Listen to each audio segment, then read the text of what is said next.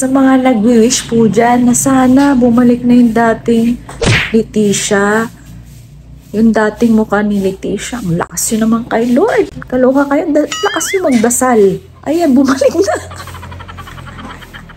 My gosh! Alam, kaka-training ko to. Tapos medyo na-imbalance na yung hormones ko. Ito na nangyari. My God talaga. Ayan sila. Bumalik na naman. So anyway, bakit ba ako medyo malulungkot? Hindi na ako malulungkot. Siyempre pretty and calm na ako, no? Hala, sinasabi ko na, kakakain ko to, namanas na ako. Sinasabi ko sa inyo, kumain lang naman ako ng mga gusto ko. Hoy, ano ka ba? Don't be sad. Ang dami-dami ng paraan para gumanda ka ngayon. So, na-miss ko din naman to. Kaya, it's time to pamper again.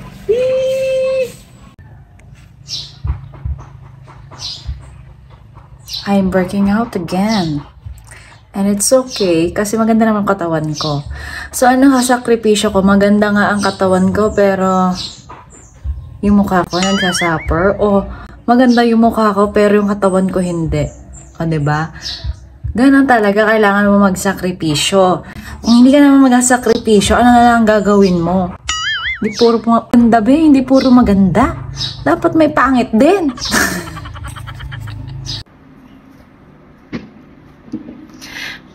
Alam nyo guys, ngayon lang ako nagkatigyawat or nagka-acnes talaga na more on dito. Pag nandyan, hormonal. Basag ang hormones ko ngayon. My God. Pero anyways, ginagamit ko tong K-Skin na hair straightener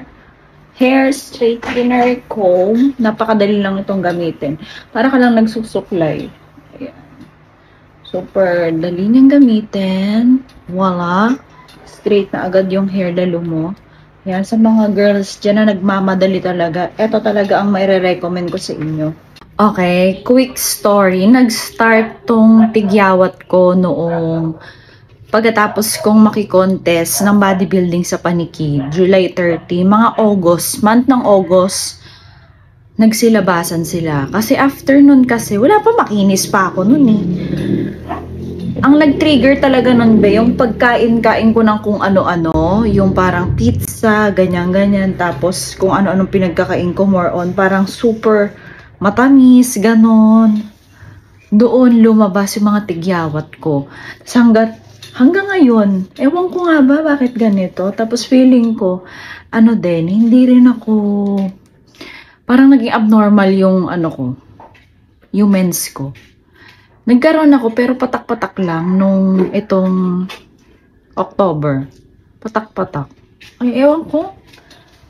Nagpa-blood test naman na ako. So, okay naman. Normal naman yung aking blood.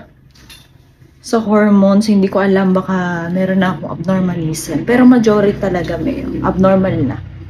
Hindi ko na ano-anuhin. Abnormal na to. Sa mens ko pa lang na naging irregular.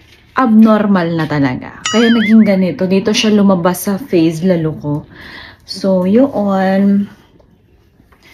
So, gagamutin muna natin ito, diba? Kaya nga title ko dun sa aking, sa aking bodybuilding journey.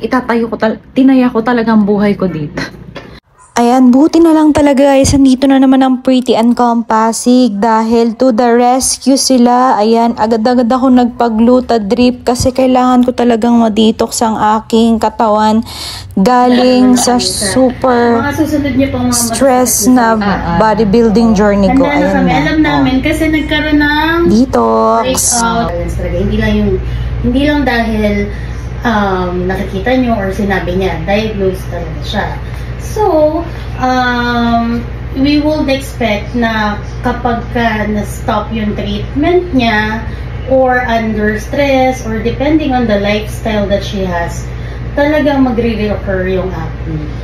Okay? So, katulad ngayon, yung last niya, that was, kanina pinag-usapan nga namin kasi sobrang August tagal pa. na.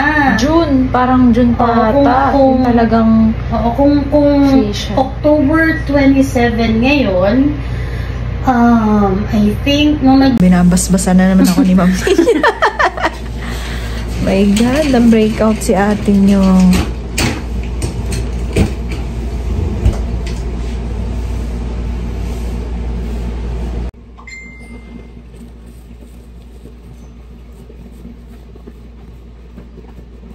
Tapos ang sasakit ng mga tigyawat ko ngayon, mami. Cystic acne kasi talagang pus yung laman. Di ba ang pus or yung nana, masakit talaga siya. Kahit sugat or kung saan man may pus, masakit siya.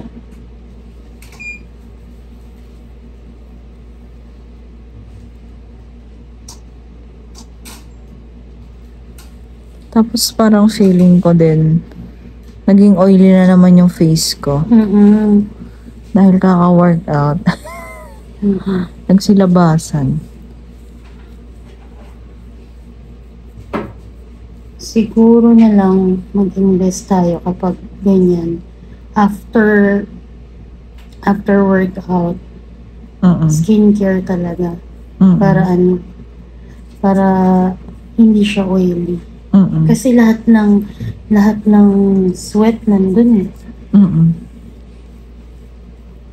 Acne is bacterial also.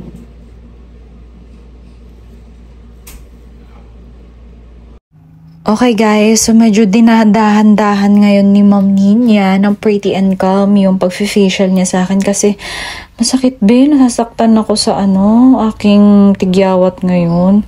Ayun, kung napapansin nyo, pinapakuluan. Charis, hindi. Ayan, so, nililaser ulit para mag-subside yung aking mga tigyawat. Hindi ko alam, parang ngayon tigyawat, ang hasakit ng mga tumubo sa akin. Hormonal talaga. Alam ko talaga pag ganito hormonal to. Kasi ang sakit Alam mo yun? Tsaka pabalik-balik sila. Alam mo yung mamaya may magdadry, tapos mamaya meron ulit. Tapos more on dito sa may baba area, jaw. Diyan sila. Ayan guys, so ito na yung aking mukha ngayon after the procedure ng ginawa sa akin ng Pretty and Calm. Ay nagpapasalamat talaga ako sa Pretty and Calm Pasig dahil nandyan po sila na tinutulungan nila na mahil ulit yung tigyawat ko, magamot ulit yung tigyawat ko. Ayan, maraming salamat Ma'am Ninya, Sir Abel, Sir Bensi, ayan, na tinutulungan nila ako na maayos ulit yung aking face. Ayan guys, so i-announce ko na talaga kasi ang dami ko nakikita sa comment na bakit daw bumalik na naman yung tigyawat ko. Unang-una dyan tao din naman ako, nagkakamali, kumakain, natutulog, tumatae. Alam mo yun, nagkakatigyawat pa rin. Hindi naman na ibig sabihin guys na nagamot na ako dati, hindi na babalik. Babalik pa rin yun. Syempre sabi ko nga sa inyo, dahil nga nakipag-compute ako and medyo nabago yung aking lifestyle, yung diet ko. Tapos syempre, medyo nahaggard din ako kaka-exercise. Ito ang nangyari sa atin. Hindi ko masyadong naalagaan yung face ko, kaya break out ako, ganyan. And normal lang siguro yun na medyo malihis tayo ng landas, no? So, wag kayo masyadong magalit or alam mo yun, parang super big deal. Bakit daw bumalik yung tigyawat ko? Para naman, babalik talaga, kahit naman, kahit sino, kahit hindi. Diba? Babalik at babalik yan kapag hindi mo ilagaan. Pero, hindi pa naman huli ang lahat. Meron pa rin naman pag-asa sa buhay. Kaya, huwag tayo mawala ng pag-asa yung mga tinitigyawat dyan, mga kuminis, tinigyawat ulit. Diyos ko, andito pa rin ako, Hindi naman ako perfect na tao. Nagkakamali ako, tinitigyawat ako. Ayan. So anyways, thank you so much guys for watching this video. Alam ko na marami nag-aabang sa inyo sa mga pinaggagawa ko sa buhay ko. And thank you so much sa suporta nyo. Thank you so much sa walang sawang pagsuporta sa akin. And I can't wait na mas marami pa akong ma-share sa inyo na experience and about sa buhay ko. And of course, ano pa bang i-share ko? Buhay lang naman, Hindi ba pwedeng jowa? Hindi pwedeng jowa. Charis.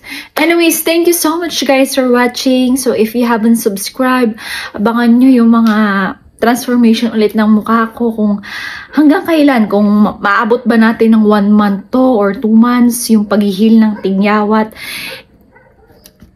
I don't know. thank you so much guys for watching this video. Hope you guys na patuloy pa rin ako suportahan. Ha? Huwag kayong masyadong ma-stress din. And sana hindi rin ako ma-stress dito, ha? Pagdasal natin lahat na sana gumanda ulit tayong lahat. I love you all. Thank you.